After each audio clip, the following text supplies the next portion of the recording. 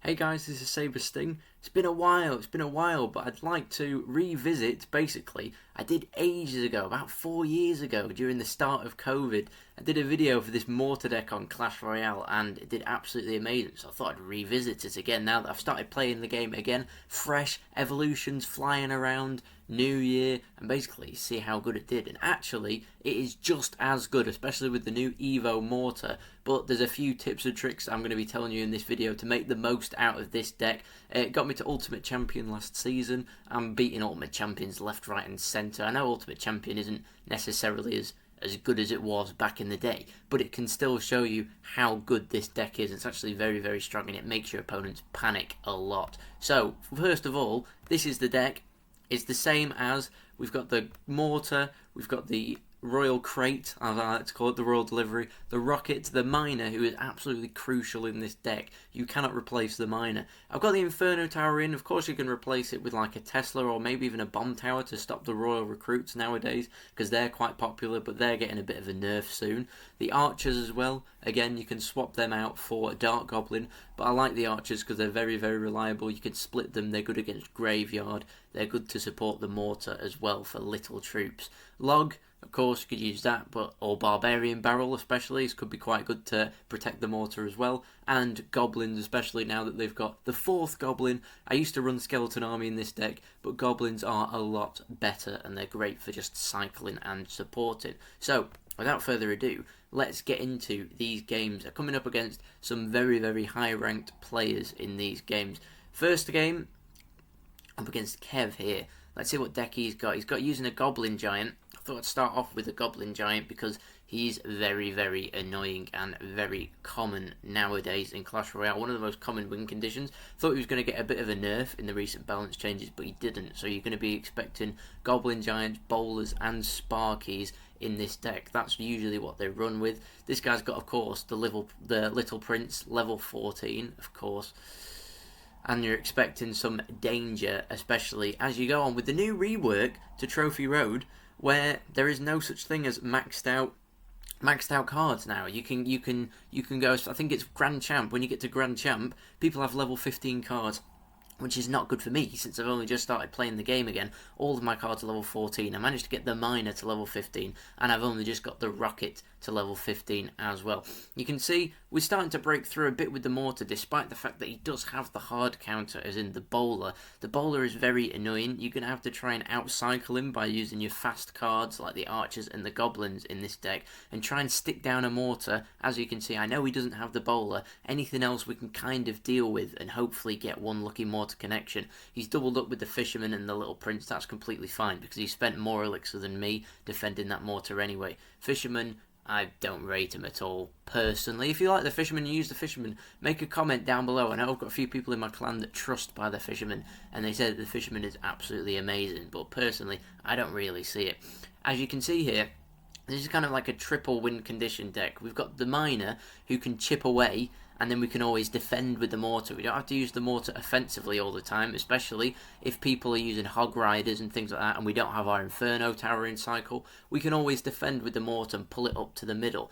As you can see here, I don't think at this point in the game he's got the Lightning, but I've just seen he's used the Goblin Giant and Archer, so I know that he doesn't have enough elixir to use the Lightning. So I've just stuck the Inferno Tower right next to the Mortar to try and grab onto anything that is going to be pushing at the bridge there. We get one connection with that Goblin there. Unfortunately, we don't get the Miner there in time to tank for the Goblin.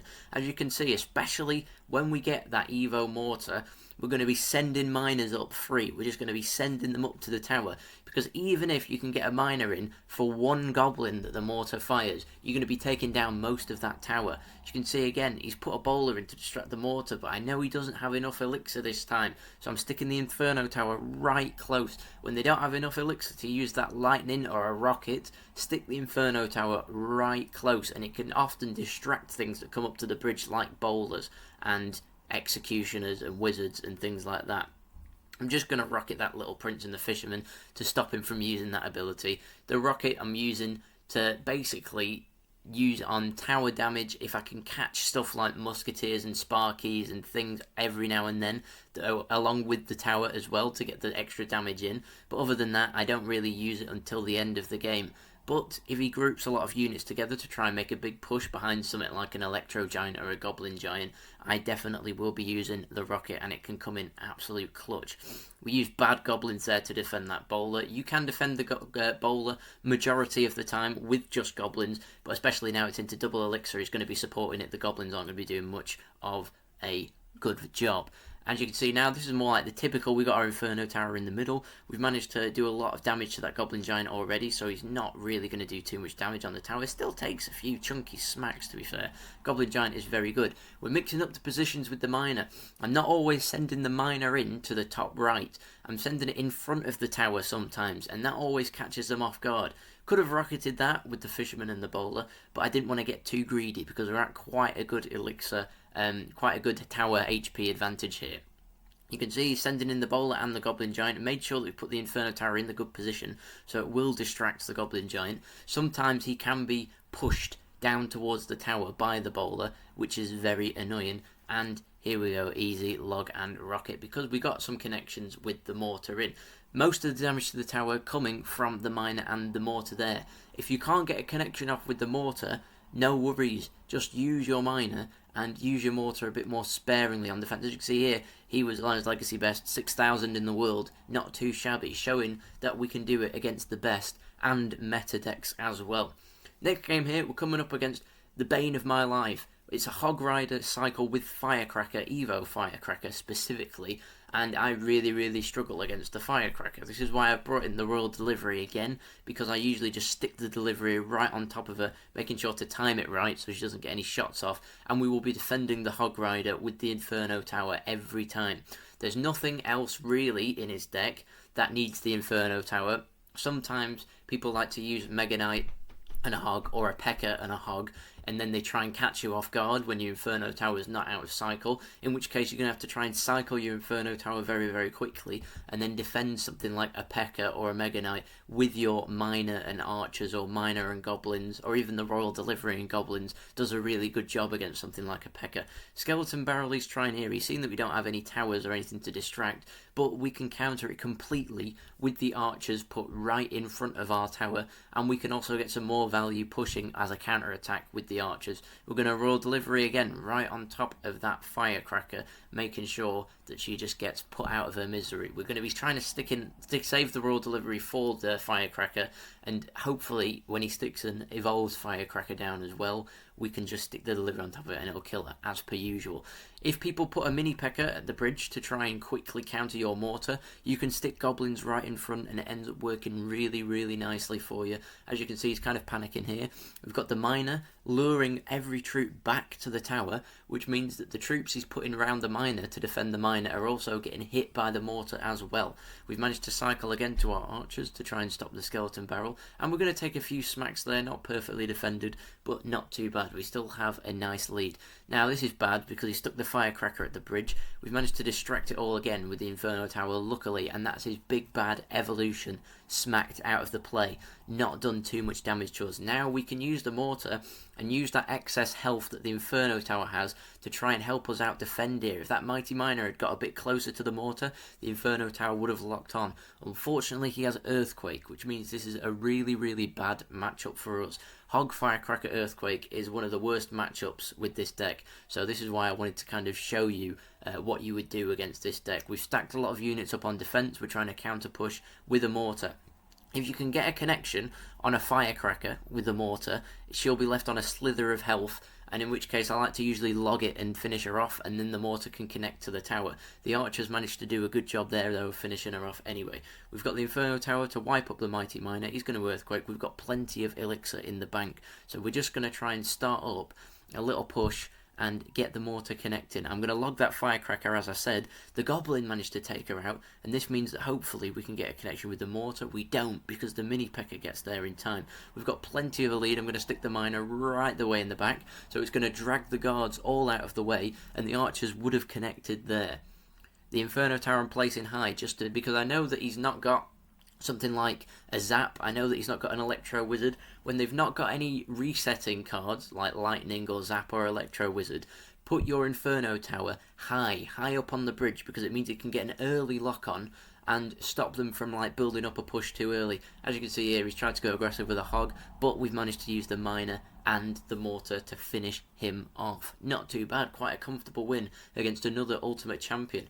And then the final game that I'm going to be showing you today is against more of a spam deck, of course, the Mega Knight. Again, one of the best cards I think at the moment. I think my top 3 most hated cards at the moment are Hog, Firecracker and Mega Knight, which is why when they all get put in the same deck, as they usually do, it frustrates the life out of me. The Inferno Tower, even though we used a zap, managed to do quite a good job of defending that Mega Knight. Even though, if they zap the Inferno Tower and they've got like a P.E.K.K.A. or a Mega Knight or a Giant or anything really, a zap isn't going to do too much unless they're pushing it with smaller units like bats or something else to try and distract the Inferno Tower. A zap is not going to be enough to defend, to manage to do a successful offense against the Inferno Tower. He's spamming stuff at the bridge with the Royal Ghost. We're going to defend this Royal Ghost with archers high up in the middle to try and split them. I'd be using this same defense against other splash units like the Dark Prince, because if you can split the archers up just enough, it means that he's not hitting both of the archers in one, and it means you can defend it a lot better. We managed to get a nice connection with the mortar there. This smells like a royal delivery coming up here, but I don't think we're going to be able to stop the battle ram, unfortunately. We're just going to surround with goblins, and we're down here. We're down quite a lot here. This is going to be hard to come back in this game. As you can see, he's got Zap and Electro Wizard, so he's got 2 ways of resetting my Inferno Tower when he actually does go on offense. We're just going to log that Electro Wizard away to finish him off, getting some nice chip damage on the tower with the miner. Royal Ghost comes in. We're going to distract him as per usual with the archers. He's not really got too much in terms of air offense, so we can happily do this, and this is a great defense here with that, using that one archer on a slither of health combined with the royal delivery to get rid of that bandit. He's not got any units that we need to save the archers for, like maybe a baby dragon or an inferno dragon, and he's not got graveyard either, so we don't need to keep the archers. We can use them a bit more freely on some more unorthodox things like the royal ghost or the battle ram. We managed to get a connection there with the Evo Mortar, log in the Firecracker to hope that maybe something else can finish it off with a little bit of slither of health.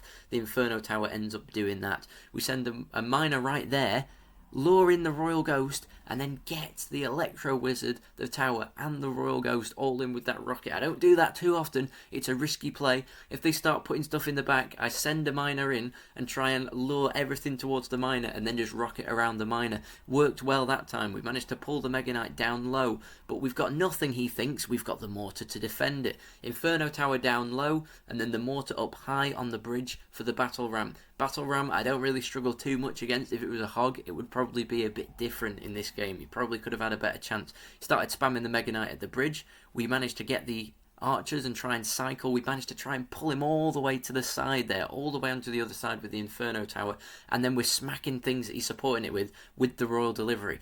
As you can see here, managing to pull that bandit just about. I put a high mortar, because I know I've got just not quite enough damage on the tower for a rocket and log, but now I do.